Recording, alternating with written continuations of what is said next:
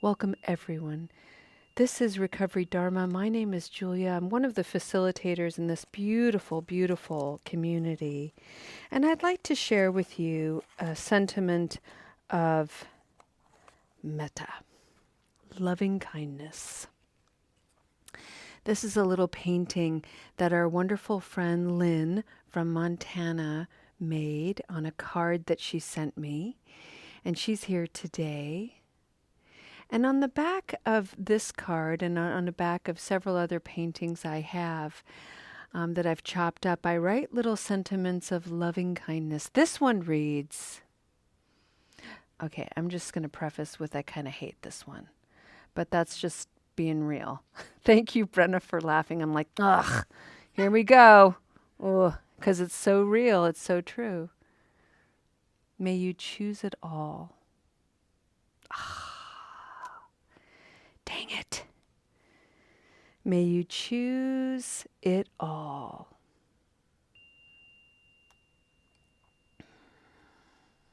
Let's receive that. And I'll tell you the inspiration of this particular sentiment of metta. Many years ago, I was at a conference honoring physicians, nurses, social workers, nutritionists, child life specialists, parents of children with pediatric cancer. And other parents of children with very serious medical issues. And I met a woman there who has since become a very, very dear friend. And her daughter had died a few months prior.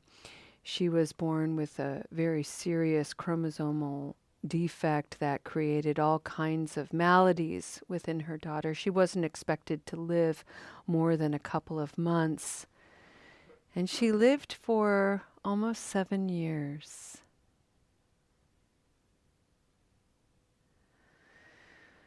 And it was 7 years of in and out of the hospital, in and out of meeting doctors, wheelchairs,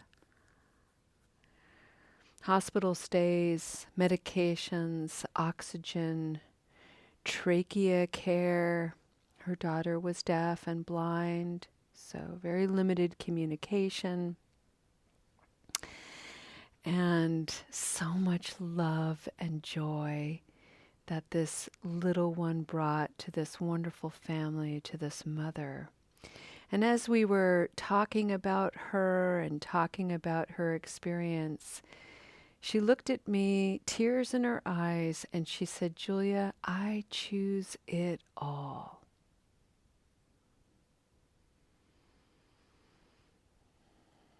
And that included her daughter's death. And I, in that moment, was changed forever.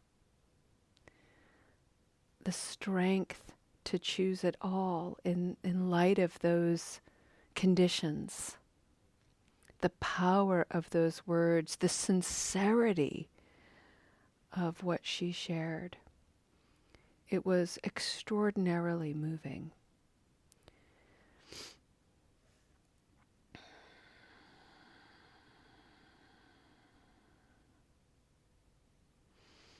A cynic might arise and say, well, of course we choose it all. What choice do we have, actually? This is what's presenting. This is what is. Therefore, we deal with it. And that's absolutely true and not the whole truth, because the truth is we can choose how we respond to the conditions of our lives. This woman could have chosen resistance, victimhood, anger, righteousness, and maybe she did for a while. Maybe she allowed herself the space and permission to experience all of those emotions. My sense is she did. And alongside all of that, she also chose acceptance and trust, beauty and joy, connection and wonder. She never shamed herself for her despair and sorrow. She never shamed herself for self-pity and self-protection. She never apologized for the time she was in denial. And she shared very modestly about her struggles with acceptance and healing. I choose it all.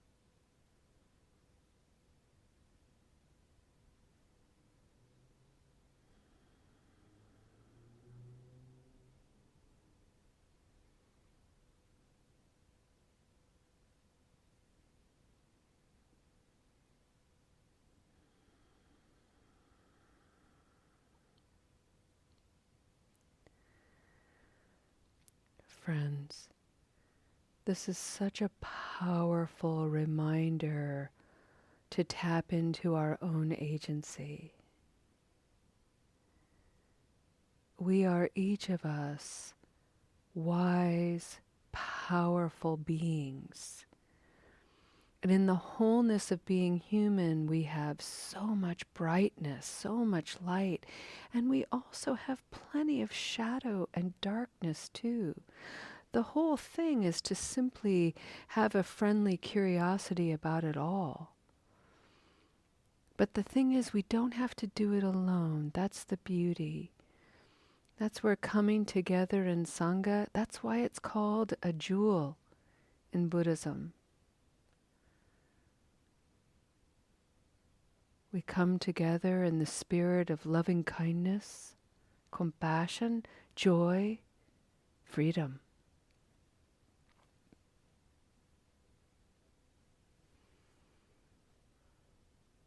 In community, we receive acceptance, challenge, encouragement,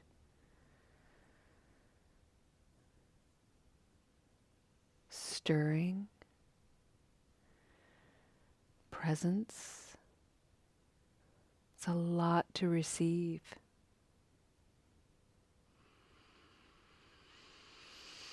Take a moment and breathe what you're choosing, what you're receiving, what you're sharing.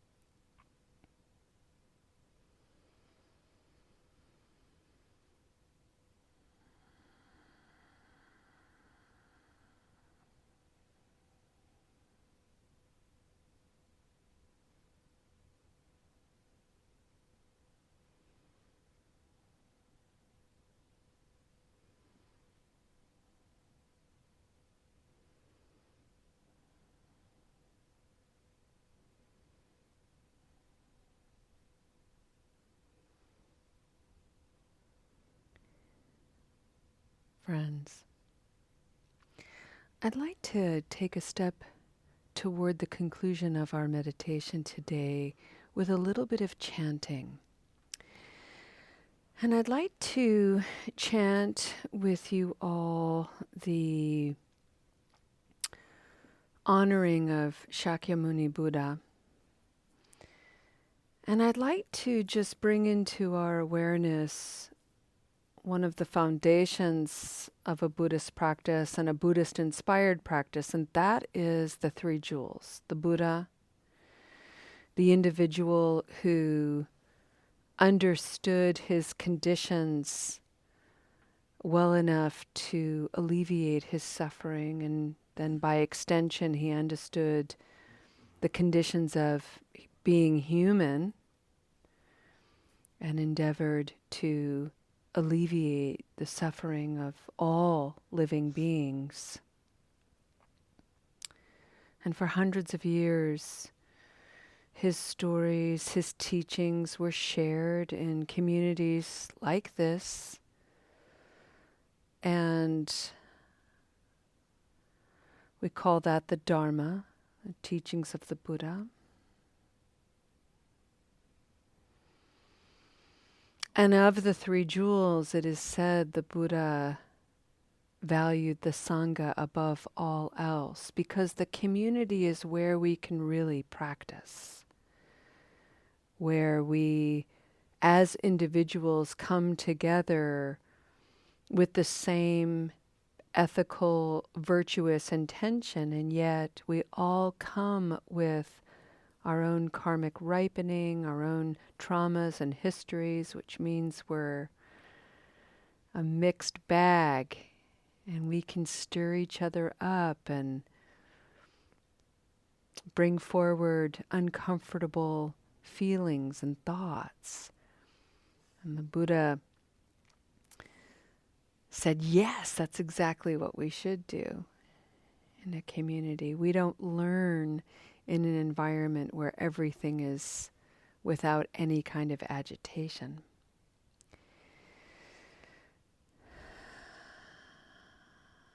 The three jewels of Buddhism.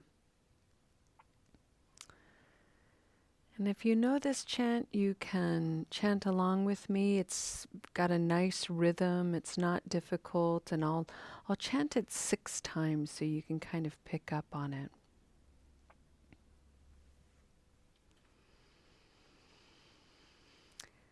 Tayata o muni muni maha muni soha.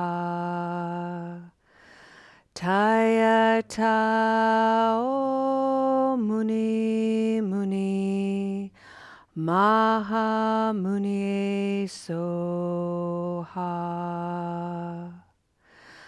Tayata o muni muni maha muni soha. Tayata o muni muni maha muni soha.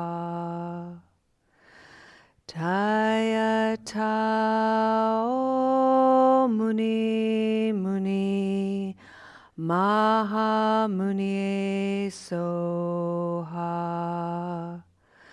Tayata o muni muni maha muni soha.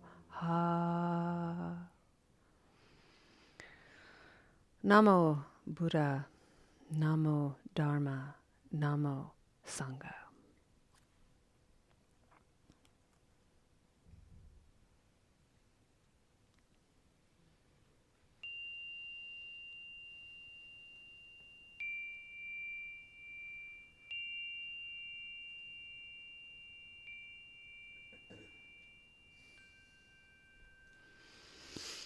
Thank you so much, friends. So wonderful. All righty.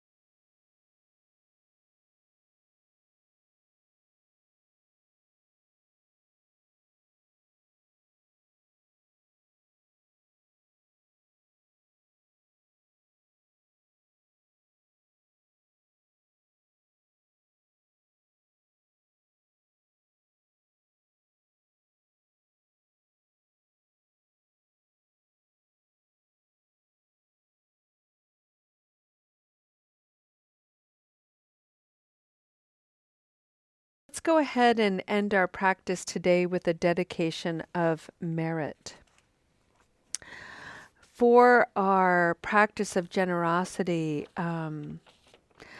I was very inspired at the beginning of our practice this month to share with you a chant by Thich Nhat Hanh that I have been listening to for many, many, many years. It's beautiful, and I played it at the very beginning, and I may play it tomorrow. I'll certainly play it at the end of our month. But it accompanies, it's kind of in poetic form. And I've been reading it as our dedication of merit after every meeting. So it's not your standard dedication. It's really Thich Nhat Hanh's poetry. This is called the Great Bell Chant, and it is an aspiration to end suffering.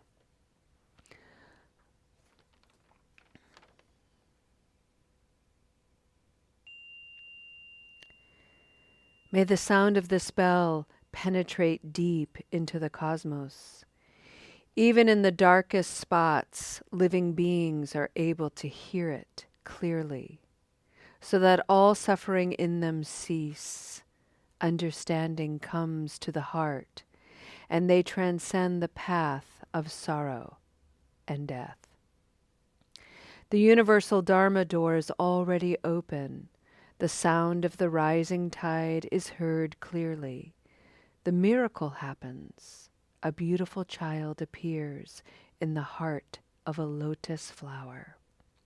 One single drop of this compassionate water is enough to bring back the refreshing spring to our mountains and rivers. Listening to the bell,